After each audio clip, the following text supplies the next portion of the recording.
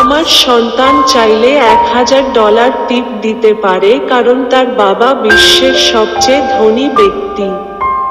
কিন্তু আমি $5 বেশি দিতে পারবো না, কারণ আমার বাবা একজন সাধারণ আইনজীবী ছিলেন।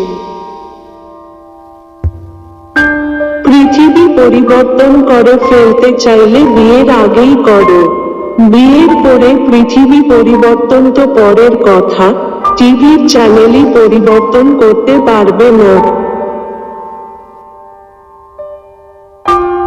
পৃথিবীর কারোর সাথে নিজেকে তুলনা করবে না। যদি তুমি এটা করো তাহলে সেটা হবে নিজেকে অপমান করা।